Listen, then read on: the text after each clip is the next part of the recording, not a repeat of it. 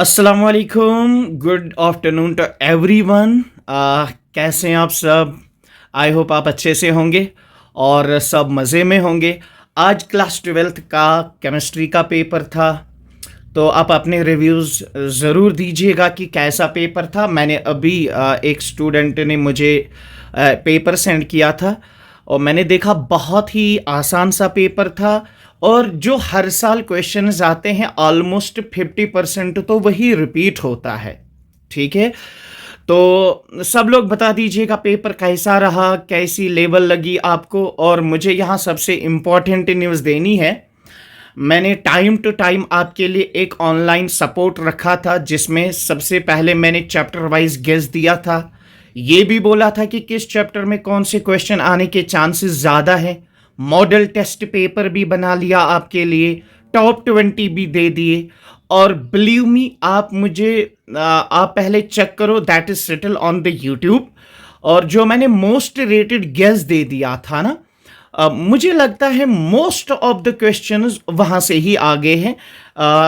ये यहाँ पे आपका क्वेश्चन पेपर है, ये देखो लॉन्ग आंसर टाइप क्वेश्चंस देखो। State and explain Raoult's law, ये लॉन्ग आंसर टाइप है।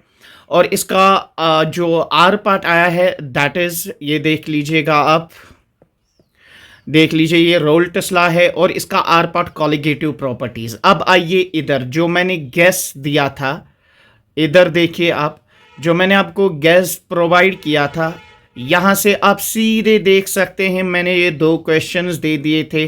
रोल्ट्स लॉ मैंने बोला था आ जाएगा, कॉलिगेटिव प्रॉपर्टीज में मैंने बोला था और उसमें मैंने मेंशन किया था बॉइलिंग पॉइंट, फ्रीजिंग पॉइंट और ऑस्मोटिक प्रेशर। और यहाँ इन्होंने इसमें से पूछा था ऑस्मोटिक प्रेशर।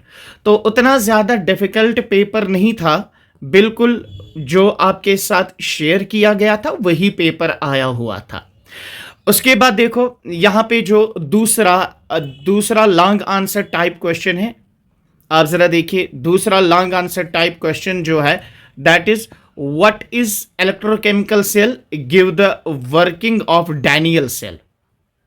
यहां से देख लीजिएगा आप, ये डैनियल सेल और इसका आर पार्ट कोरोजन। अब यहां पे देखिए, इलेक्ट्रोकेमिस्ट्री में सीधे आपको पहले ही दूसरा क्वेश्चन दिया गया था, ये देखो, working and construction of galvanic cell. और इसमें कोहलरॉचस लॉ भी मैंने आपको दिया था और इसमें कोरोजन, ये तीनों क्वेश्चंस आए थे। अब देखो, ये है आपका इलेक्ट्रोकेमिकल सेल यानी कि गैल्वानिक सेल यानी कि डैनियल सेल, और कोरोजन भी आया था। और उसके बाद देखो पांचवा, जो थर्ड 5 मार्क्स वाला क्वेश्चन है वो है बेटा कार्बोक्सिलिक एसिड्स के मेथड्स ऑफ प्रिपरेशन और अल्डोल कंडेंसेशन आर पार्ट में है, कैनिज़ार और रोजनमंड। अब इधर देखिए, मैंने जो दिया था ऑर्गेनिक केमिस्ट्री में आपको, देखिए ये है अल्डिहाइड कीटोन। देखिए सारे क्वेश्चन सीधे मैंने सीक्वेंस में दिए हैं, सारे के सारे आगे हैं। ये देखो पहले क्वेश्चन यहाँ पे आपको मिलेगा, एक सेकेंड, यहां से आपको देखिए, ये है अल्डोल कंडेंसेशन, ये भी आ चुका है। कैनिज़ार्स रिएक्शन ये भी आ चुका है। रोजनमंड्स रिडक्शन वो भी आ चुका है। यानी डायरेक्टली जो मैंने अल्डिहाइड कीटोन और कार्बोक्सिलिक एसिड चैप्टर दिया ना, पहले 5 क्वेश्चंस दिए हैं, 5 के 5 आए थे। आप जरा देखो, मैं आपको प्रूव करके देता हूं। अल्डोल कंडेंसेशन, कैनिज़ार्स रिएक्शन, रोजनमंड्स, देखो अल्डोल, कैनिज़ार एंड रोजनमंड्स। उसके बाद methods of preparation of carboxylic acid, ये देखो methods of preparation of carboxylic acid. यानी अगर आप देखेंगे मैंने सीक्वेंस में ये दे दिए हैं और यहां भी सीक्वेंस में ही आए हैं। अब देखो नीचे है न्यूक्लियोफिलिक एडिशन रिएक्शंस। अब देखिए यहां से सीधे क्वेश्चन आ चुका है, What do you mean by nucleophilic addition reactions, give its mechanism। ये पोर्शन भी डायरेक्टली आया था। यानी अगर आप देखेंगे अल्डिहाइड कीटोन में जो भी क्वेश्चंस आए थे डायरेक्टली मैंने सीक्वेंस में दे दिए हैं। यहाँ सीक्वेंस देखिए बराबर वही सारे क्वेश्चंस है।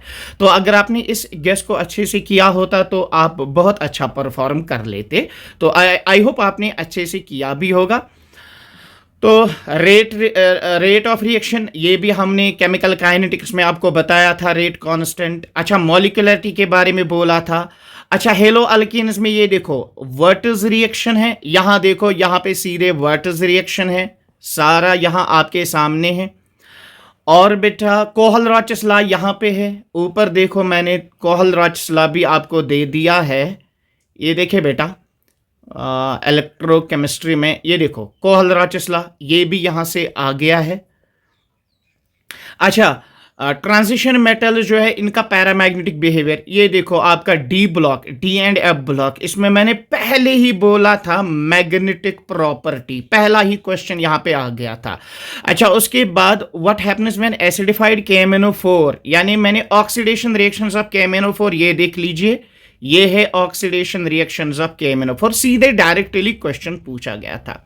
अच्छा, कोऑर्डिनेशन केमिस्ट्री में देखो पहला मैंने क्या लिखा है, नॉमेनक्लेचर और आइसोमेरिज्म अच्छे से कीजिएगा, क्वेश्चन आएगा। ये देखो ये नॉमेनक्लेचर आया है इसमें, आप जरा देखिए, ये देखिए नॉमेनक्लेचर से क्वेश्चंस आए हैं, आप जरा गौर फरमाइएगा।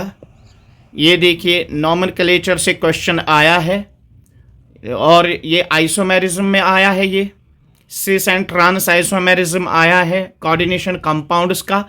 और ये देख लीजिए, मैं आपको बता दूं। अच्छा, डायजोटाइजेशन ये भी मैंने यहां पे दिया हुआ है अमाइन्स में, आप जरा चेक कीजिए। ये देखो डायजोटाइजेशन रिएक्शन ये आपको दिया गया था।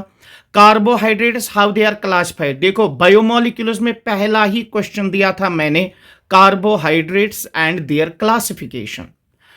तो कहने का मतलब है कि जो पेपर था वो बिल्कुल आसान था, आपको सारा गेस में मिल चुका था।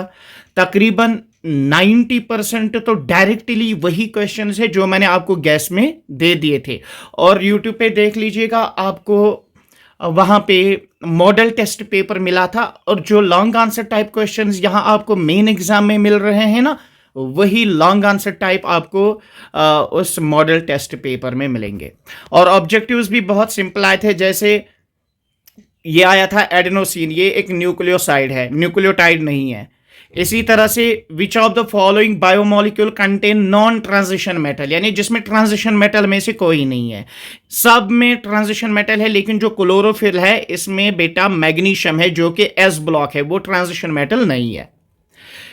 अच्छा, इसी तरह से calculate half life of first order, देखो मैंने ऑलरेडी बताया था केमिकल काइनेटिक्स में आप जरूरी हाफ लाइफ कीजिए फर्स्ट ऑर्डर रिएक्शन का, यहां पे मेंशन किया हुआ है। ये देखो हाफ लाइफ में बोला था, यहां भी हाफ लाइफ आया था, बड़ा सिंपल है। इसमें एक इक्वेशन देनी थी simple, T half is equal to 0.693 divided by K, सीधे डायरेक्टली फॉर्मूला बेस्ड क्वेश्चन है। या ऑब्जेक्टिव हमारे पास एक और है कि जो नर्निस्ट इक्वेशन है उससे कौन सा इफेक्ट जो है इलेक्ट्रोड पोटेंशियल पे या ईएमएफ पे मेजर किया जाता है।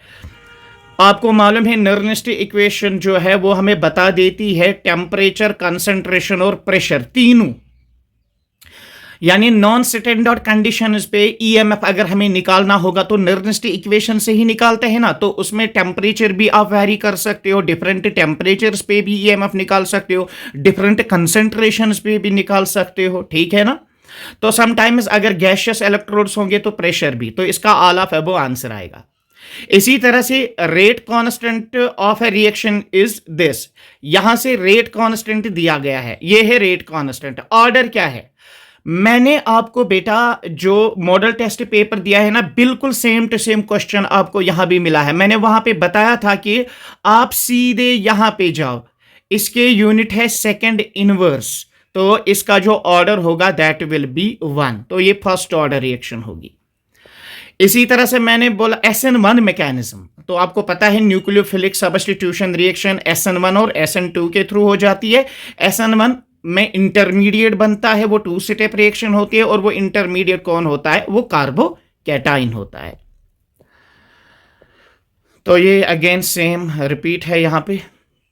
तो बहरहाल ये आज आपका एक एग्जाम था केमिस्ट्री का, आई होप सबने अच्छा किया होगा। मुझे ज़रूर बता दीजिएगा आपने किस तरह का पेपर किया, कैसा एक्सपीरियंस रहा पेपर का, डिफ़िकल्ट था, मॉडरेट था कि टफ था। मेरे हिसाब से जो क्वेश्चंस प्रीवियस ईयर्स में आते हैं वही रिपीट हो गए हैं, तकरीबन 50 to 60% प्रीवियस 2 ईयर पेपर से ही आए हैं.